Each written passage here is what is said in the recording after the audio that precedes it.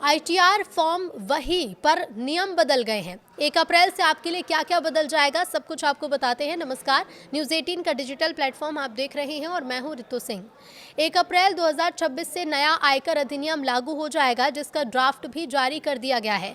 आयकर अधिनियम में आईटीआर फॉर्म्स के प्रारूप और इस्तेमाल की शर्तों में तो ज़्यादा बदलाव नहीं है, लेकिन इन्हें ज़्यादा डिजिटल बनाया गया है।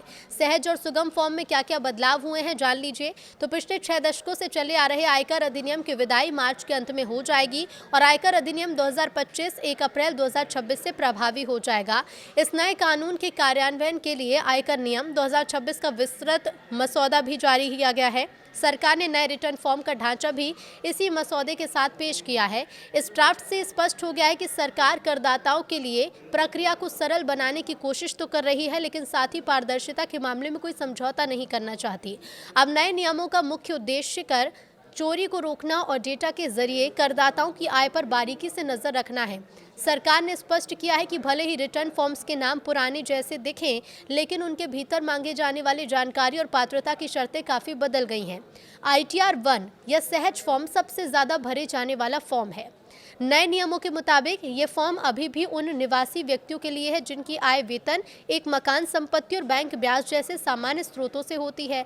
हालांकि अब इसे पूरी तरह से डिजिटल कर दिया गया है। कागजी फाइलिंग का विकल्प अब केवल उन सुपर सीनियर सिटीजन्स के लिए बचा है जिनकी आयु 80 साल या उससे ज़्यादा है।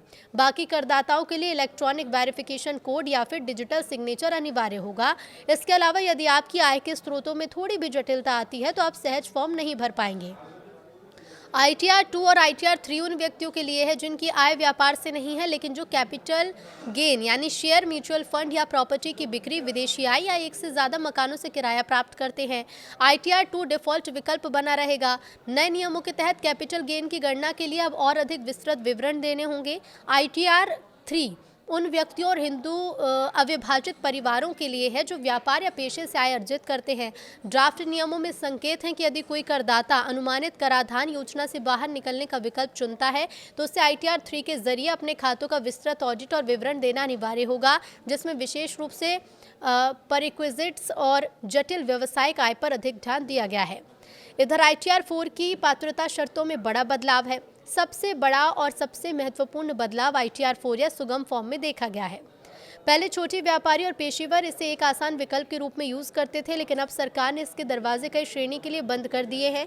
नए नियमों के मुताबिक आप आईटीआर 4 नहीं भर पाएंगे यदि आपकी कुल वार्षिक आय 50 लाख रुपए से ज्यादा है, आप किसी कंपनी में निदेशक के पद पर हैं, आपने साल के दौरान अनलिस्टेड इक्विटी शेयर में अगर निवेश किया है, आपकी कृषि आय 5000 से ज्यादा है, आपके पास विदेशी संपत्ति है, विदेश से कोई आय प्राप्त हुई है। यह स्पष्ट है कि सरकार सुगम का लाभ केवल वास्तव में छोटे और सूक्ष्म करदाताओं तक ही सीमित रखना चाहती है। आईटीआर 5, 6 और 7 फर्मों, एलएलपी और कंपनियों के लिए इस्तेमाल होने वाला है। तो आईटीआर 5 और आईटीआर 6 में ज़्यादा बदलाव नहीं है, लेकिन डिजिटल रिपोर्टिंग के मानकों को काफ़ी ऊंचा कर दिया गया।